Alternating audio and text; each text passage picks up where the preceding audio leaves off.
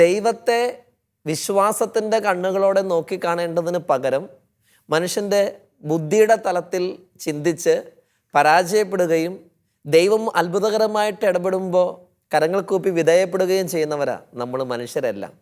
പ്രിയമുള്ളവരെ, മനുഷ്യരുടെ ജീവിതത്തിൽ ദൈവം അത്ഭുതകരമായിട്ട് ഇടപെടുന്നതിനെക്കുറിച്ച് നമ്മൾ മനസ്സിലാക്കിക്കൊണ്ടിരിക്കുന്ന ഒരു പരമ്പരയാണല്ലോ ബെത്സയിദ. നിങ്ങളേവരെയും ഏറ്റവും സ്നേഹത്തോടെ ബെത്സയിദയുടെ പുതിയ എപ്പിസോഡിലേക്ക് സ്വാഗതം ചെയ്യുക.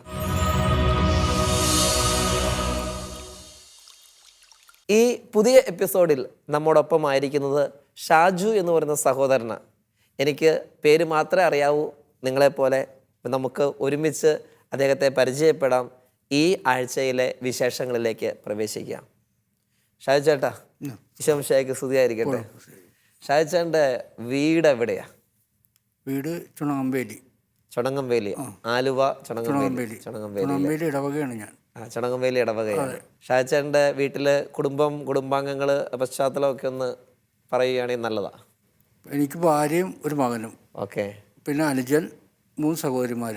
ഓക്കെ. അപ്പനും അമ്മയും മരിച്ചുപോയി. ഓക്കെ. മകൻ്റെ കല്യാണമൊക്കെ കഴിഞ്ഞിട്ടില്ല. കല്യാണം ഇപ്പോൾ 2 മാസം നടക്കും. അപ്പോൾ അപ്പനും അമ്മയും മകനും അടങ്ങുന്ന ഒരു കുടുംബമാണ്. അതെ. എന്ത് ജോലി ചെയ്തുകൊണ്ടിരിക്കുകയാണ്? എനിക്ക് ഗ്ലൗസ് കമ്പനിയിൽ ജോലി, വിറക് കയറുന്ന പണിയായിരുന്നു. ഓക്കെ. കാക്കനാട്. ഇപ്പൊ ജോലിക്ക് പോകുന്നുണ്ട്? ഇല്ല, ഇപ്പോൾ 10 വർഷമായിട്ടും ജോലി ചെയ്യാൻ പറ്റാത്ത അവസ്ഥയാണ്. 10 വർഷമായിട്ട് ജോലി ചെയ്യുന്നില്ല. ഓക്കെ. ഒരു ആക്സിഡന്റ് പറ്റി എൻ്റെ നടുവിന് സ്റ്റീലാടൊക്കെ ഇട്ട് പണി ചെയ്യാനായിട്ട് പറ്റുന്നില്ല, ജോലി ചെയ്യാൻ പറ്റുന്നില്ല. ഓക്കെ. വർഷങ്ങളായിട്ട് ആലുവയിൽ തന്നെയാണ് താമസം? ചുണങ്ങമ്പേലിയിലാണ്. ഓക്കെ. ഷാജുവേട്ടൻ ഇന്നിപ്പോൾ എൻ്റെ ഒപ്പം ഈ കസേരയിൽ ഇവിടെ ഉണ്ട്. ഇവിടെ ആയിരിക്കുന്നതിന് തീർച്ചയായിട്ടും ഒരു കാരണമുണ്ട്. ചേട്ടൻ ആലുവയിൽ ചുണങ്ങമ്പേലിയിൽ അവിടെ താമസിക്കുന്ന ഒരു സഹോദരൻ. അവിടെ നിന്ന് ഇവിടെ ഈ മുരിങ്ങൂർ ധ്യാനമന്ദിരത്തിൻ്റെ ഈ ഗുഡ്നസ് ടിവിയുടെ സ്റ്റുഡിയോയിൽ വന്നിരിക്കാൻ ദൈവം ഉപയോഗപ്പെടുത്തിയ ചില വഴികളുണ്ട്. അതിനെക്കുറിച്ചൊന്ന് ഈ പ്രേക്ഷകരുമായിട്ടൊന്ന് മനസ്സിലാക്കാനായിട്ടാണ് ഞാൻ ആഗ്രഹിക്കുന്നത്. ഇപ്പോൾ ചേട്ടന് എന്ത് ജീവിത അനുഭവങ്ങളാണ് ഇവിടം വരെ കൊണ്ടുവന്ന് എത്തിച്ചതെന്ന് ചേട്ടനൊന്ന് പറഞ്ഞു തുടങ്ങാം. എനിക്ക് 3 ആക്സിഡൻറ്റ് സംഭവിച്ചു തന്നെ.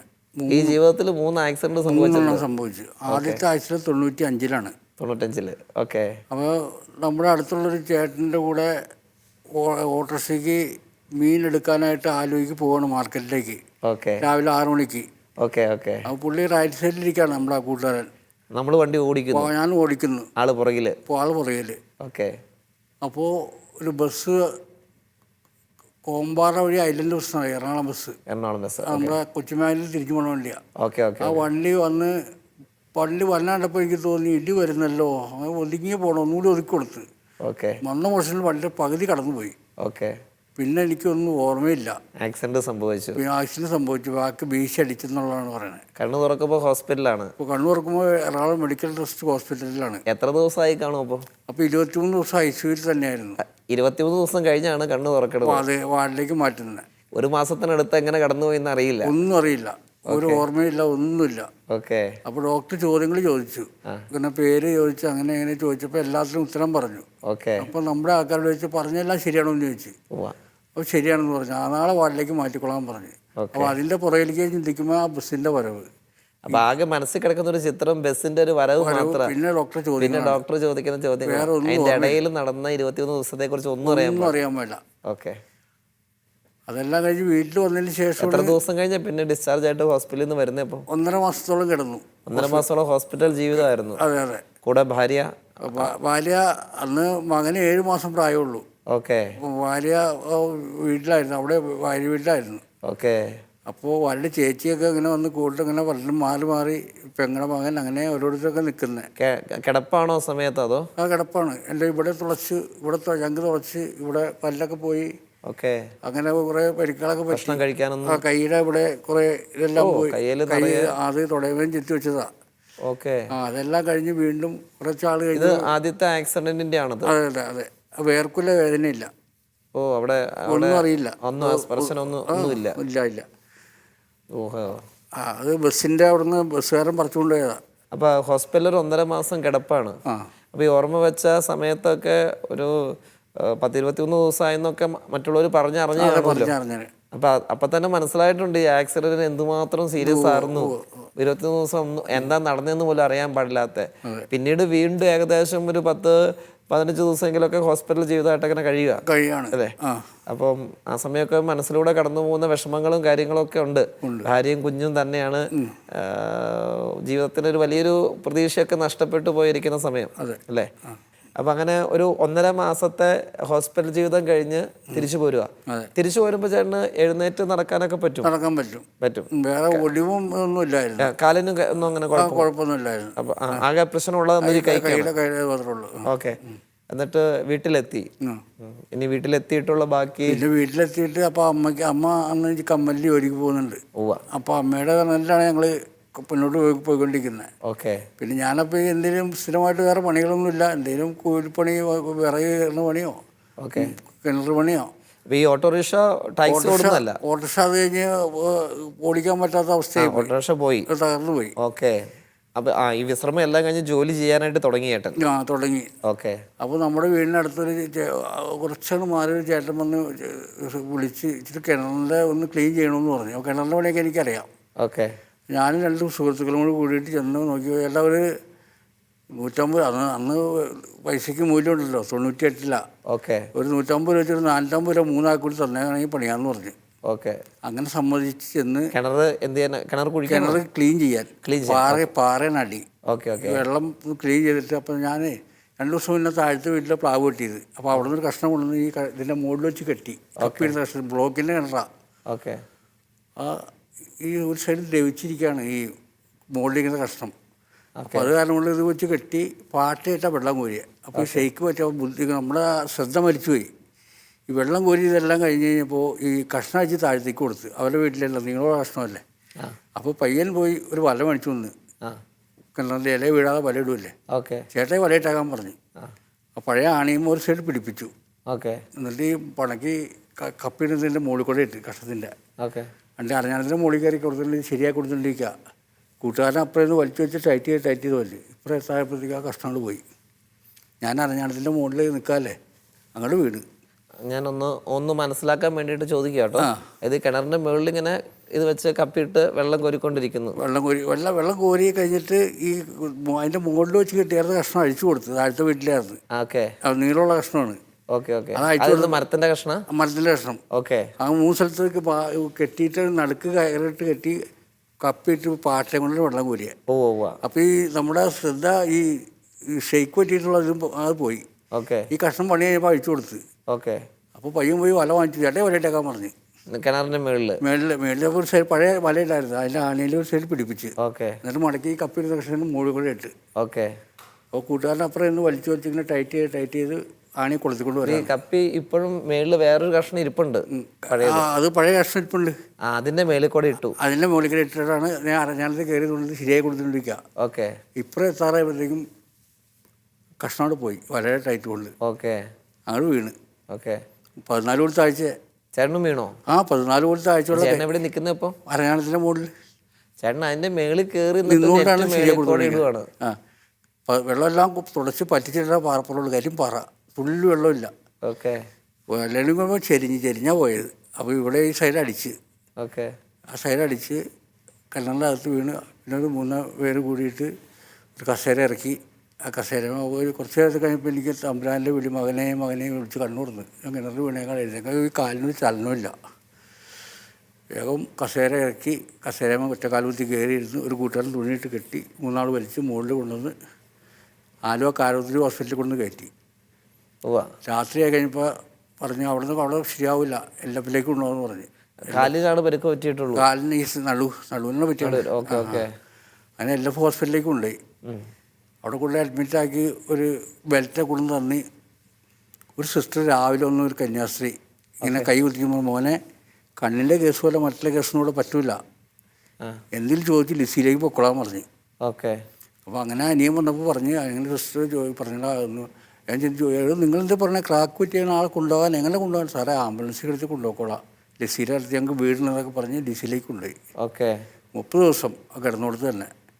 അങ്ങനെ അവിടെ സ്റ്റീൽ റാഡ് ഇട്ട് നെൽപ്പൊട്ട് ചെയ്ത് ലിസി ഹോസ്പിറ്റലിൽ കയറണം. അത് കഴിഞ്ഞ് വീട്ടിൽ വന്ന് ആദ്യത്തെ ആക്സിഡന്റ് പറ്റി 3 വർഷം കഴിഞ്ഞപ്പോൾ 98. അപ്പോഴത്തേക്ക് ആദ്യത്തെ ആക്സിഡന്റിന്റെ പ്രശ്നങ്ങളെല്ലാം തീർന്നിട്ടുണ്ട്. തീർന്നു കുഴപ്പമില്ല, ആരോഗ്യമൊക്കെ ആയി. ഓക്കെ. അപ്പോൾ അത് കഴിഞ്ഞ് ഇതിന് സർജറി വല്ലതും വേണ്ടി വന്നോ? നടുവിന് സ്റ്റീലിന്റെ റാഡ് വെച്ച് വെച്ചേക്കാണ് നടുവിന്. അവിടെ കാക്ക് പറ്റിയില്ല, അല്ല വീഴ്ചയില് ഹോസ്പിറ്റലിൽ വിട്ട് വീട്ടിൽ വന്ന് പിന്നെ കുറച്ച് ദിവസം കഴിഞ്ഞപ്പോൾ വീണ്ടും പയ്യെ പണിക്കൊക്കെ ഇറങ്ങി തുടങ്ങി. അപ്പോൾ ഇങ്ങനെ കാക്കനാട് കമ്പനിയിൽ വിറക് കയറാൻ ആളെ ആവശ്യമുണ്ടെന്ന് പറഞ്ഞു.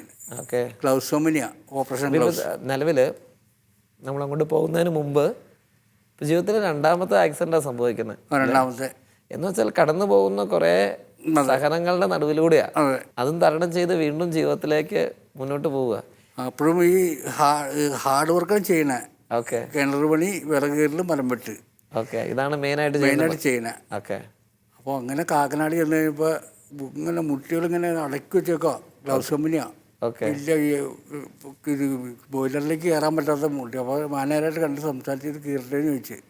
അപ്പോൾ എങ്ങനെ റൈറ്റൊക്കെ പറഞ്ഞ് ചെന്ന് പണി തുടങ്ങി. വിറക് കീറാൻ ആപ്പ് വെച്ചിട്ട് ആമർ വെച്ച് അടിച്ച് പൊളിച്ച് ഒരു 20 കിലോ കൊടുത്താൽ മതി. ഒരാൾക്കെടുത്ത് എറിയാവുന്ന കണ്ടീഷനിൽ വലിയ തടിയാണ്. അത് ചെറുതാക്കി 20 കിലോ പീസായി കൊടുത്താൽ മതി ബോയിലറിലേക്ക് ഇടാൻ വേണ്ടി. ഗ്ലൗസ് ഓപ്പറേഷൻ ഗ്ലൗസിനാണ് കമ്പനിയാണ്. അപ്പോൾ ഒരു കമ്പനി 2 കമ്പനിയിലുണ്ട്. ഒരു കമ്പനിയിൽ പണി തീരുമാനം അടുത്ത കമ്പനിയിലാവും. അങ്ങനെ മാറി പറഞ്ഞുകൊണ്ടിരിക്കുകയാണ്. അപ്പോൾ ഉച്ചയ്ക്ക് ഊണ് കഴിച്ചിട്ട് ഇങ്ങനെ വെറുതെ ഇരിക്കുന്ന സമയത്ത് ഞാവൽപ്പഴം മുറിക്കാൻ കയറും. ഒത്തിരി 100-110 ഞാവലുണ്ട്. കണ്ട കൊതി എല്ലാം വിളഞ്ഞു കിടക്കുക. ഈ കമ്പനിയുടെ പറമ്പില് കോമ്പൗണ്ടിൽ വ്യവസായ മേഖലയാണ്. 110 കമ്പനി അതിൻ്റെ അകത്ത് കാക്കനാട്. അപ്പോൾ 2 കിറ്റായിട്ട് കയറും. എല്ലാ ദിവസവും വരും സെക്യൂരിറ്റിക്കാർ. ഗവൺമെൻറ് സെക്യൂരിറ്റിക്കാർ നിൽക്കണം അവിടെ. അവർക്ക് കൊടുത്ത് അങ്ങനെ ബസ്സിലൊക്കെ കൊടുത്ത് അങ്ങനെ സന്തോഷമായിട്ട് പോലെ. അന്ന് ഒരു ദിവസം കയറി കഴിഞ്ഞപ്പോൾ ആ ചവിട്ടി പോകുമ്പോൾ ഒരു നേരെ താഴത്തേക്ക് വീണു. മൂന്നാമത്തെ ആക്സിഡന്റ്. നേരെ പൊക്കം കാണും, ഒരു 30 അടി പൊക്കമുണ്ടാവും. ആ ചവിട്ടി പോകുമ്പോൾ ഉരിഞ്ഞ് നേരെ താഴത്തേക്ക് ടാറ്ററിലേക്ക് വീണപ്പോൾ തന്നെ എനിക്ക് മനസ്സിലായ സംഗതി പണി കിട്ടിയിട്ടുണ്ട്. കാരണം അടുത്തകത്ത് ഓൾറെഡി ഇത് 12 മാസം പറഞ്ഞ സാധനമാണ്. അത് 12 വർഷമായിട്ട് എടുത്തല്ല. ശരമാടി യോജിച്ച് അവിടെ കിടന്നോട്ടെ എന്ന് പറഞ്ഞാൽ കിടക്കാണ്. ആ സാധനം അകത്തിരുന്ന് ഒടിഞ്ഞു പോയി 3 ദിവസമായിട്ട്. വണ്ടി കൊണ്ടപ്പോൾ സാറിനോട് ഞാൻ പറഞ്ഞു, സാറേ എന്നെ ഇടിച്ച് കൊണ്ടുവരത്തേക്ക് അടിച്ച് കൊണ്ടുവരുന്നു പറഞ്ഞു. കാരണം നടുവിന് പറ്റിയാൽ നമുക്കറിയാമല്ലോ. അങ്ങനെ കാക്കനാട് സൺറൈസ് ഹോസ്പിറ്റലിലേക്ക് കൊണ്ട് കയറ്റുക. സൺറൈസ് ഹോസ്പിറ്റലിൽ 1.5 മാസം. ഇത് രണ്ടാമത്തെ ആക്സിഡന്റ് പറ്റിയിട്ട് എത്ര വർഷമായിരുന്നു? 95, 98, 2013. അപ്പോൾ കുറച്ച് വർഷങ്ങളായി. അത് ശരീരമായിട്ട് യോജിച്ച് കിടക്കാറുണ്ട്. അവിടെ കിടന്നോട്ടെ എന്ന് പറയുന്നത് അവിടെ കിടക്കുന്ന സാധനമാണ് ഒടിഞ്ഞു പോയത്. അപ്പോൾ അതിന് പോലെ ഇപ്പോൾ ചങ്ങലയൊക്കെ എൻ്റെ പുറത്ത് ഇപ്പോഴും എടുത്തിട്ടില്ല. അത് 18 മാസം പറഞ്ഞാണ്. ഇപ്പോൾ 10 വർഷം കഴിഞ്ഞ് സൺറൈസ് ഹോസ്പിറ്റലിൽ കൊണ്ടുവന്ന് എത്തിച്ചു. 1.5 മാസം അവിടെ കിടന്നു. അടുത്ത സർജറി കാര്യങ്ങൾ ഈ ഒടിഞ്ഞു പോയതിന് പകരം വേറെ സ്റ്റീൽ, നെറ്റ് ബോൾട്ട്, ചങ്ങല എല്ലാം ഇട്ടാണ് വിടണേ. നടക്കാനെല്ലാം ബുദ്ധിമുട്ടായിരുന്നു ആക്സിഡന്റ് കഴിഞ്ഞിട്ട്. അപ്പോൾ വീട്ടിൽ തന്നെ ഒരു 3.5 മാസത്തോളം ഒരേ കട്ടിൽ തന്നെ കിടന്നു, എഴുന്നേക്കത്തില്ലായിരുന്നു. പിന്നെ ഒരു വാക്കർ വാങ്ങിച്ച് ഭാര്യയും മകനും ഇപ്പറേ 2 സൈഡ് പിടിച്ചിട്ട് പയ്യെ വാക്കറിൽ കൂടെ ഇങ്ങനെ അകത്തെ കൂടെ ഒക്കെ പയ്യെ നടന്ന് ബാലൻസായി. പിന്നെ ഒരു വടി കുത്തി പയ്യെ പുറത്തേക്ക് ഇറങ്ങി.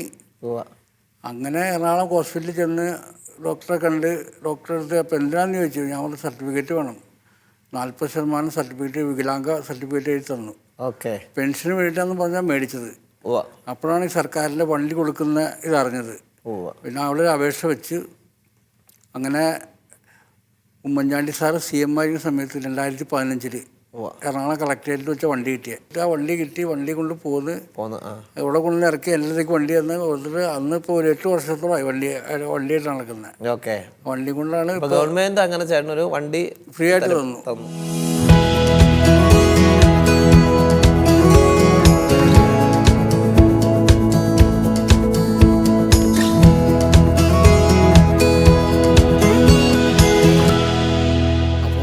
വണ്ടിയായി കിട്ടിക്കഴിഞ്ഞപ്പോൾ അവിടെ ഒരു പ്രാർത്ഥനാലയത്തിൽ പോകണം എന്നൊരു തോന്നൽ വന്നു. അവിടെ അടുത്തൊരു ചേട്ടനൊക്കെ പോകുന്നുണ്ട്. അപ്പോൾ ഒരു നല്ല ചൈതന്യമുള്ള സ്ഥലമാണെന്ന് അങ്ങനെ പറഞ്ഞ് വീടിനടുത്ത് ഒരു 4 കിലോമീറ്റർ. വണ്ടിയുള്ള എൻ്റെ പേരിൽ വണ്ടിയായിട്ട് പോകും. 9:30 മുതൽ രാവിലെ പ്രാർത്ഥന തുടങ്ങി കഴിഞ്ഞാൽ ഒരു 2-3 മണിയാകുമ്പോഴത്തേക്ക് ഞാൻ പോരും. കാരണം എനിക്ക് ചെറിയ ലോട്ടറി കച്ചവടം ഉണ്ടായിരുന്നു. അപ്പോൾ ഈ വണ്ടി വേണത് വേറെ വരുമാനം പറ്റില്ലല്ലോ. അതെ. അപ്പോൾ അങ്ങനെ ലോട്ടറി നറുക്കെടുപ്പിൻ്റെ സമയത്ത് ഞാൻ ഇറങ്ങി പോകുന്നതിന് മുമ്പ് എന്നെ വിളിക്കും വചനം പറയാം. ഞാനിങ്ങനെ വചനം പഠിച്ചു. ചേട്ടൻ ഇവിടെ പ്രാർത്ഥനാലയത്തിൽ വണ്ടിയുമായിട്ട് എല്ലാ ദിവസവും പോകും? എല്ലാ ദിവസവും അല്ല, തിങ്കളാഴ്ച മാത്രം. തിങ്കളാഴ്ച, എല്ലാ തിങ്കളാഴ്ചയും ആഴ്ചയിൽ ഒരു ദിവസം പ്രോഗ്രാം നടക്കുന്ന സ്ഥലമാണ്. അതെ അതെ. ഓക്കെ. അപ്പോൾ അങ്ങനെ എല്ലാ ആഴ്ചയിലും പോകും. ഓക്കെ. അപ്പോൾ അങ്ങനെ അവിടെ ചെന്ന് അവിടുത്തെ ആത്മീയത ചൈതന്യം കണ്ടു കഴിഞ്ഞപ്പോൾ ഒരു വചനം പഠിക്കണമെന്നുള്ള ആഗ്രഹം തോന്നി എനിക്ക്. ഉള്ളിൽ തോന്നി. അപ്പോൾ ഞാൻ വചനം എഴുതി പഠിക്കുക ചെയ്യുക. ഇപ്പോൾ ബുക്ക് മേടിക്കും. ഒരു കൃപാഭവനിൽ ബുക്ക് ഉണ്ടാക്കുന്നുണ്ട്. അപ്പോൾ അവിടുന്ന് ഒരിച്ചിരി വേസ്റ്റ് വന്ന ബുക്ക് എനിക്ക് തരും. കാരണം വിൽപ്പനയ്ക്ക് പറ്റാത്ത ഓരോ ബുക്ക് തീരുമ്പോൾ ചെല്ലും, ഓരോ ബുക്ക് എടുത്ത് തരും. അപ്പോൾ അങ്ങനെ ആ ബുക്ക് മറ്റേ ഈ ജെൽപ്പെന്നും കൂടെ എഴുതാൻ സുഖം. 6 രൂപ റീഫില്ലറിന് 5 വെച്ച് മേടിക്കും. അങ്ങനെ ഫുള്ളായിട്ട് എഴുതി. അതെങ്ങനെ ഒരു വചനം ഒരു പ്രാവശ്യമാണോ? ഇല്ല, ഒരു പഠിക്കുന്ന എന്ന് ഉദ്ദേശിക്കുന്ന അധ്യായം എടുക്കും. ഒരു 6-7 പ്രാവശ്യം വായിക്കും. വായിച്ചിട്ട് അത്രയും പ്രാവശ്യം എഴുതും. 7 പ്രാവശ്യത്തോളം എഴുതിയിട്ട് ഒരധ്യായം പഠിക്കണമെന്ന് ഉദ്ദേശിക്കുന്ന അധ്യായം എത്ര വാക്യം ഉണ്ടെങ്കിലും 20 വാക്യമായാലും 15 വാക്യമായാലും എത്ര ഒരു 6 പ്രാവശ്യം മനസ്സിരുത്തി വായിക്കും. അത്രയും പ്രാവശ്യം എഴുതും. എന്നിട്ട് ബൈബിൾ മാറ്റി വയ്ക്കും. എന്നിട്ട് എഴുതി തുടങ്ങും. ഞാൻ ഇത്ര നേരം പഠിച്ചത് എന്താണെന്ന് പറഞ്ഞ് എഴുതും. സംശയം വന്നാൽ മാത്രം ബൈബിൾ തുറന്നു നോക്കും. അങ്ങനെയാണ് പഠിക്കുന്നത്. അങ്ങനെ ഒരധ്യായം കാണാതെ പഠിച്ചിപ്പോൾ 60 അധ്യായം കാണാതെ അറിയാം. ബൈബിളിൽ 60 അധ്യായം, 32 അധ്യായം സങ്കീർത്തനം, ബാക്കി എല്ലാം കൂടി ഇത് 60 അധ്യായം വചനം കാണാപ്പാടം അറിയാം. അതെല്ലാം ഇങ്ങനെ എഴുതി പഠിച്ചതാ. എപ്പോൾ ചോദിച്ചാലും പറയും. വെളുപ്പിന് മൂന്നാമത്തെ ആക്സിഡന്റിന് ശേഷമാണ് 3 മണിക്കൊക്കെ ഇരുന്നിട്ട് എഴുതുന്നത്. വെളുപ്പിന് 3 മണിക്കൊക്കെ ഇരുന്നിട്ട് എഴുതി പഠിക്കുന്നത്. അപ്പം അത് ഉള്ളിൽ അങ്ങനെ ഒരു ദാഹം വചനത്തോട് വന്ന് പഠിക്കണം എന്നുള്ള. ഇപ്പോൾ ഈ കോളേജ് ബുക്ക് ഉൾപ്പെടെ ഇതുപോലത്തെ ബുക്കാണ് ഞാൻ പഠിക്കുന്നത്. ഡയറി ഉണ്ട്, ബുക്കുണ്ട്. ഇതുപോലത്തെ ബുക്ക് ഇപ്പോൾ ഒരു 80 എഴുതിയിട്ടുണ്ട്. ഇത് ഫുൾ വചനമാണ്. ഇത് കംപ്ലീറ്റ് എനിക്ക് കാണാതെ അറിയാം. അതിൽ എവിടെ ചോദിച്ചാലും പറഞ്ഞു തരും. ഇത് നല്ല വടിവത്ത അക്ഷരമൊക്കെയാണ്. ആ ബുക്ക് മൊത്തം അറിയാവുന്നതാണ്. എവിടെ ചോദിച്ചാലും പറയും. അത് മനോഹരമായിട്ട് ചേട്ടൻ ഇങ്ങനെ വടിവത്ത രീതിയിലൊക്കെ എഴുതി വെച്ചിട്ടുണ്ട്. അതേപോലെ 85 ബുക്കുകളുണ്ട് എൻ്റെ അടുത്ത് ഇതേപോലെ തന്നെ. പ്രിയമുള്ളവർ, നമ്മൾ ഈ ഷാജു ചേട്ടനെ ഒന്ന് അടുത്തറിഞ്ഞുകൊണ്ടിരിക്കുകയാണ് ഈ എപ്പിസോഡിൽ. ജീവിതത്തിൽ 3 അപകടങ്ങളാണ് ഉണ്ടായത്. 1, ഒരു ഓട്ടോറിക്ഷയിൽ ബസ് ഒന്നിടിച്ച അപകടം. 2, ഒരു കിണറിൻ്റെ അകത്തേക്ക് വീണ് നടുവിന് ഏറ്റ ക്ഷതം. 3, മരത്തിൻ്റെ മുകളിൽ നിന്ന് താഴെ വീണത്. 3 ആക്സിഡൻറ്റിൻ്റെ ഫലമായിട്ട് കാര്യമായ ഡാമേജുകൾ ശരീരത്തിന് സംഭവിച്ചു. ഇപ്പോൾ സർക്കാരിൻ്റെ സഹായത്തോടു കൂടെ ഒരു വാഹനം കിട്ടിയിട്ടുണ്ട്. അതിൻ്റെ അകത്ത് അദ്ദേഹം പറയുന്നത് ആഴ്ചയിൽ ഒരു ദിവസം അടുത്തുള്ള പ്രാർത്ഥന നടക്കുന്ന സ്ഥലത്ത് പോവും പ്രാർത്ഥിക്കാനായിട്ട്. ആ ശുശ്രൂഷയിൽ പങ്കെടുക്കുന്ന സമയത്ത് വചനം പഠിക്കണമെന്നൊരു ദാഹം, ഇതാണ് അദ്ദേഹത്തിനുണ്ടായ അനുഭവം. അതിനുശേഷം അദ്ദേഹം ചെയ്യുന്നത് ഒരധ്യായം മുഴുവൻ 6-7 പ്രാവശ്യം വായിക്കുന്നു മനസ്സിരുത്തി. എന്നിട്ട് 6-7 പ്രാവശ്യം എഴുതുന്നു. അത് കഴിയുമ്പോൾ അത് കാണാതെ പറയാൻ പറ്റുന്നു എന്നുള്ളതാണ്. ഇപ്പം എൻ്റെ കയ്യിലൊരു ബുക്ക് അദ്ദേഹം തന്നിട്ടുണ്ട്. ആ ബുക്കിലെല്ലാം ഞാനിപ്പോൾ നിങ്ങളെ കാണിച്ചതുപോലെ ആ ബുക്കിലെല്ലാം എഴുതി വെച്ചിരിക്കുക. ഓരോ അധ്യായം ഇത്ര മുതൽ ഇത്ര വരെ എന്നുള്ള രീതിയിൽ. അത് വളരെ മനോഹരമായിട്ട്, വെറുതെ ഒരു ചടങ്ങിന് വേണ്ടി എഴുതുന്നതല്ല, മനോഹരമായിട്ട് നല്ല അക്ഷരത്തിൽ അദ്ദേഹം അത് എഴുതി വെച്ചിരിക്കുക മുഴുവൻ. ഇത് മുഴുവൻ കാണാതെ പഠിച്ചതാണ് അല്ലേ? അതെ. എന്ന് വെച്ചിട്ടുണ്ടെങ്കിൽ ചേട്ടൻ 1200 വചനം ബൈഹാർട്ടാണ്. 1200 വചനം. 200 വചനം. അതെ, അത് കൊള്ളാം. എപ്പോൾ ചോദിച്ചാലും പറഞ്ഞു കൊടുക്കും. അതുപോലെ കയ്യിൽ പുസ്തകം കൊടുക്കാതെ കുരിശിൻ്റെ വഴി ചെല്ലും. അത് ജീവിതത്തിന്റെ ആയുസിന്റെ ഒരു പകുതി പിന്നിട്ടതിന് ശേഷമാണ് ഇത് പഠിക്കാൻ തുടങ്ങിയത്. മണിക്കൂറുകളിൽ ഇരുന്ന് എഴുതണം. 4-5 മണിക്കൂർ ദിവസം എഴുതാൻ വേണ്ടി മാത്രം മാറ്റി വയ്ക്കും. 4-5 മണിക്കൂർ ഇരുന്ന് എഴുതും. എഴുതും. അങ്ങനെയുള്ള ബുക്കുകൾ ഇപ്പോൾ ഇതുപോലെ ഒരു ബുക്ക് ഇത്രയും പൊക്കത്തിലുള്ള ബുക്കായി. വചനം മാത്രം എഴുതി. അതെ. 6-7 പ്രാവശ്യം എഴുതൂലോ. ഡയറി ഉണ്ട്. ഡയറികൾ കുറേ ഉണ്ട്. യേശു ദേവാലയം ശുദ്ധീകരിക്കുന്നു. അതെ. അതൊക്കെ കാണാതെ അതൊക്കെ അറിയാം. അതെല്ലാം അറിയാം. അത് കൊള്ളാം. ഏറ്റവും വലിയ അധ്യായം അറിയാവുന്ന ലൂക്ക 1 80 വാക്യമാണ്. 80 വാക്യം. ലൂക്ക 2 52 വാക്യം. അതൊക്കെ ഏത് ഉറക്കത്തിന് വിളിച്ചു ചോദിച്ചാലും പറയും. കൃത്യമായിട്ട് ബൈബിൾ എഴുതിയേക്കുന്ന പോലെ തന്നെ. അവര് പരിശുദ്ധാത്മാവ് പ്രത്യേകമായിട്ട് തന്നിട്ടുണ്ട്. കാരണം ഇത് ബുദ്ധി കൊണ്ട് ചിന്തിക്കുമ്പോൾ അത്ര എളുപ്പമല്ല. ഇപ്പൊ ഒരു ചെറിയ കുട്ടിയാണെങ്കിൽ പോലും ഇത്രയും കാണാതെ പഠിക്കുക. പിള്ളേർക്കാണ് ഇത്രയോടെയും പെട്ടെന്ന് പഠിക്കാനൊക്കെ പറ്റുന്നത് ആ പ്രായത്തിൻ്റെ ഒക്കെ. പക്ഷേ അത് അവർക്ക് പോലും ബുദ്ധിമുട്ടാണ്. അപ്പം ചേട്ടൻ ഇപ്പം എത്ര വയസ്സ് പ്രായമുണ്ട്? 61. അതെ. ഈ 61-ാം വയസ്സിൽ ഇത്രയും 3-4 മണിക്കൂർ വചനം എഴുതാനും അത് കാണാതെ പഠിക്കാനും സമയം കണ്ടെത്തുന്നുണ്ട്. ഇത്രയും ചെയ്യാൻ പറ്റുന്നു എന്നുള്ളത് തീർച്ചയായിട്ടും അത് പരിശുദ്ധാത്മ പ്രത്യേകമായിട്ട് നയിക്കുന്നതാണ്. ഓക്കെ, ഇതവിടെ പ്രാർത്ഥനയ്ക്ക് പോയപ്പനെ തുടങ്ങിയതാണ്. ഇപ്പോൾ ഒരു 6-7 വർഷത്തോളമായി. എന്നിട്ട് അത് പഠിച്ചതിനോടൊപ്പം തന്നെ ചേട്ടൻ എന്നത് സൂചിപ്പിച്ചായിരുന്നു, പറയാനായിട്ട് അവസരം തരും അവര്. പറയാനായിട്ട് അവസരം തരും അവിടെ തന്നെ അല്ലേ? അവിടെ തന്നെ. അപ്പൊ കാണാതെ ഈ വചനം പറയും. അപ്പൊ ഈ ആഴ്ച ഒരു അധ്യായം പറഞ്ഞ അടുത്ത ആഴ്ച വേറെ അധ്യായം പറയും. ഒരധ്യായം കാണാതെ എല്ലാ ദിവസവും പറയും. പറയുന്ന അധ്യായം തീർത്ത് പറയും. ഓക്കെ, ഇടയ്ക്ക് വന്നിരിക്കുന്നവരുടെ മുമ്പിൽ അല്ലേ? അതെ. അപ്പൊ എല്ലാവരും ബൈബിൾ നോക്കിയിരിക്കും, ശരിയാണോ എന്ന്. അപ്പൊ പറഞ്ഞു കഴിയുമ്പോൾ എല്ലാവരും കൈയടിച്ച് പാസ്സാക്കും. കാരണം അത് കറക്റ്റായിട്ട് പറയണേ, ഒരു തെറ്റില്ലാത്ത രീതിയിൽ പറയണം. നമ്മളതേപോലെ ശരിക്കും കഷ്ടപ്പെട്ട് പഠിച്ചിട്ടാണ് ചെന്ന് പറയണേ. അപ്പൊ പിന്നെ പഠിക്കാനുള്ള ദാഹമായി വചനം. എല്ലാ ആഴ്ച ഒരു അധ്യായം പറഞ്ഞിരിക്കും. എല്ലാ ആഴ്ച വേറെ വേറെ അധ്യായം പറഞ്ഞുകൊണ്ടിരിക്കും. അപ്പോൾ അതങ്ങനെ പറഞ്ഞ് ഇപ്പോൾ ഏതാണ്ട് ഒരു 1200 വചനം ഡെയിലി വചനം പഠിക്കാൻ സമയം. ഇന്ന് എഴുതി പോകുന്ന സമയത്ത് എല്ലാ ദിവസവും എഴുതും. അത് കാലത്ത് എഴുന്നേക്കുമ്പോൾ തന്നെ വചനം എഴുതലാണ്. ഒരു 2-3 മണിക്കൂർ എഴുതലാണ്. അത് നമുക്ക് അറിയാവുന്ന തന്നെ വീണ്ടും എഴുതാണ്. കാരണം മറക്കാതിരിക്കാൻ വേണ്ടിയിട്ട്. ഓക്കെ, പുതിയത് അങ്ങനെ പഠിക്കൽ ഇപ്പോൾ ഇത്രയും 32 അധ്യായം സങ്കീർത്തനം മാത്രം അറിയാം. 32 അധ്യായം സങ്കീർത്തനം. ലൂക്ക 1, 2, 15, 10, അപ്പോൾ ഒരു 25, 17, 18 അധ്യായം കൂടെ സങ്കീർത്തനം, ഒരു 118 അധ്യായം കൂടെ പഠിക്കുകയാണെങ്കിൽ സങ്കീർത്തനം മുഴുവൻ. അതെ. സങ്കീർത്തനം 1 അറിയാം, 150 അറിയാം. പിന്നെ അതിൻ്റെ ഇടയ്ക്കിട്ടുള്ളത് 90, 91, 92, 93, 94, 103 അങ്ങനെ. ഏറ്റവും വലിയ അധ്യായം പഠിച്ചങ്ങനെ യോഹന്നാൻ 11. ഇതിപ്പോൾ എഴുതാൻ തുടങ്ങിയിട്ട് എത്ര നാളായി? ഒരു 7 വർഷത്തോളമായി. 7 വർഷത്തോളമായി. ഓക്കെ, അപ്പം അന്ന് തൊട്ട് അങ്ങനെ പോയിക്കൊണ്ടിരിക്കുന്നു. അതെ. അന്ന് തൊട്ട് പോയിക്കൊണ്ട് ഈ 85 ബുക്കുകളായിട്ടുണ്ട്.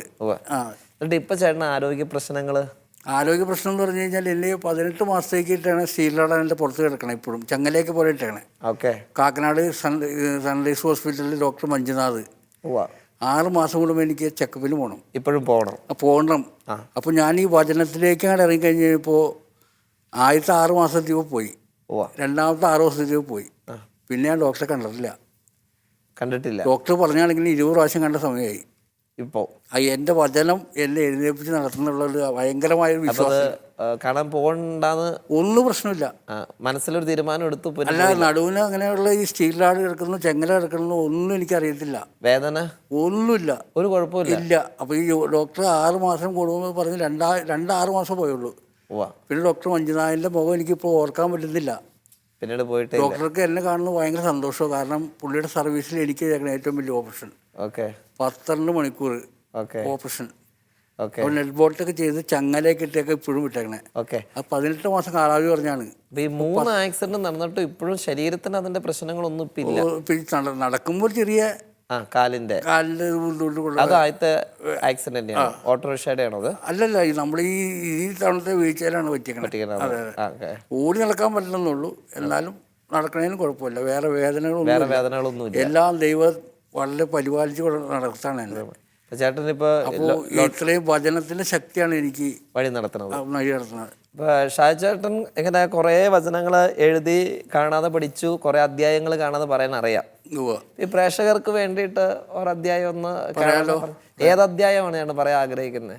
വിശുദ്ധ ലൂക്കായുടെ സുവിശേഷം 1-ാം അധ്യായം. അത് ഞാൻ പഠിക്കേണ്ട ഏറ്റവും വലിയ അധ്യായമാണത്. 80 വാക്യമുണ്ട്. അപ്പോൾ ലൂക്കായുടെ സുവിശേഷം 1-ാം അധ്യായം പറയാൻ പോവുകയാണ്. ഞാനത് കേൾക്കാനും പോവുക. തുടങ്ങിക്കേട്ടെ. പ്രാരംഭം. നമ്മുടെ ഇടയിൽ നിറവേറിയ കാര്യങ്ങളുടെ വിവരണം എഴുതാൻ അനേകം പേർ പരിശ്രമിച്ചിട്ടുണ്ടല്ലോ. അതാകട്ടെ ആദ്യം മുതൽ തന്നെ വചനത്തിലെ ദൃക്സാക്ഷികളും ശുശ്രൂഷകന്മാരായിരുന്നവർ നമുക്ക് ഏൽപ്പിച്ച് തന്നിട്ടുള്ളത് അനുസരിച്ചാണ്. അല്ലയോ ശ്രേഷ്ഠനായ തെയോപിലോസ്, എല്ലാ കാര്യങ്ങളും പ്രാരംഭം മുതൽക്കേ സൂക്ഷ്മമായി പരിശോധിച്ചതിന് ശേഷം എല്ലാം ക്രമമായി നിനക്ക് എഴുതുന്നത് ഉചിതമാണെന്ന് എനിക്കും തോന്നി. അത് നിന്നെ പഠിപ്പിച്ചുള്ള വചനങ്ങളുടെ വിശ്വസ്തതയെക്കുറിച്ച് നിനക്ക് ബോധ്യം വരാനാണ്. സ്നാവ യോഹന്നാൻ്റെ ജനനത്തെക്കുറിച്ച് അറിയിപ്പ്. ഹെറോദേസ് യൂദയ രാജാവായിരുന്ന കാലത്ത് അബിയായുടെ ഗണത്തിൽ സക്രിയ എന്നൊരു പുരോഹിതൻ ഉണ്ടായിരുന്നു. അഹ്റോൻ്റെ പുത്രിമാരിൽപ്പെട്ട എലിസബത്തായിരുന്നു അവൻ്റെ ഭാര്യ. അവർ ദൈവത്തിന് മുമ്പ് നീതിനിഷ്ഠരും കർത്താവിൻ്റെ പ്രമാണങ്ങളും കൽപ്പനകളും കുറ്റമറ്റ വിധം അനുസരിക്കുന്നവരും ആയിരുന്നു. അവർക്ക് മക്കളുണ്ടായിരുന്നില്ല. എലിസബത്ത് വന്ധ്യയായിരുന്നു. ഇരുവരും പ്രായം കവിഞ്ഞവരുമായിരുന്നു.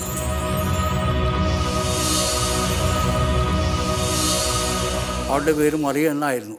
ദൂതൻ അവളുടെ അടുത്ത് വന്ന് പറഞ്ഞു, ദൈവകൃപ നിറഞ്ഞവളെ സ്വസ്തി, കർത്താവ് നിന്നോടുകൂടെ. ഈ വചനം കേട്ട് അവൾ അസ്വസ്ഥയായി. എന്താണ് ഈ അഭിമാനത്തിൻ്റെ അർത്ഥം എന്ന് അവൾ ചിന്തിച്ചു. ദൂതൻ അവളോട് പറഞ്ഞു, മറിയമേ, നീ ഭയപ്പെടേണ്ട, ദൈവസന്നിധിയിൽ നീ കൃപ കണ്ടെത്തിയിരിക്കുന്നു. നീ ഗർഭം ധരിച്ചൊരു പുത്രനെ പ്രസവിക്കും. നീ അവന് യേശു എന്ന് പേരിടണം. അവൻ വലിയവനായിരിക്കും, അത്യുന്നതൻ്റെ പുത്രൻ എന്ന് വിളിക്കപ്പെടും. അവൻ്റെ പിതാവായ ദാവീദിൻ്റെ സിംഹാസനം ദൈവമായ കർത്താവിന് അവന് കൊടുക്കും. യാക്കോബിൻ്റെ ഭവനത്തിന്മേൽ അവൻ എന്നേക്കും ഭരണം നടത്തും. അവൻ്റെ രാജ്യത്തിന് അവസാനം ഉണ്ടാകുകയില്ല. മറിയം ദൂതനോട് പറഞ്ഞു, ഇതെങ്ങനെ സംഭവിക്കും? ഞാൻ പുരുഷനെ അറിയുന്നില്ലല്ലോ. ദൂതൻ മറുപടി പറഞ്ഞു, പരിശുദ്ധാത്മാവ് നിൻ്റെ മേൽ വരും, അത്യുന്നതൻ്റെ ശക്തി നിൻ്റെ മേൽ ആവസിക്കും. ആകയാൽ ജനിക്കാൻ പോകുന്ന ശിശു പരിശുദ്ധ ദൈവപുത്രൻ എന്ന് വിളിക്കപ്പെടും. ഇതാ നിൻ്റെ ചാർച്ചക്കാർ വൃദ്ധയായ എലിസബത്തിന് പുത്രനെ ഗർഭം ധരിച്ചിരിക്കുന്നു. വന്ധ്യ എന്ന് പറഞ്ഞിരുന്ന അവൾക്ക് 6-ാം മാസമാണ്.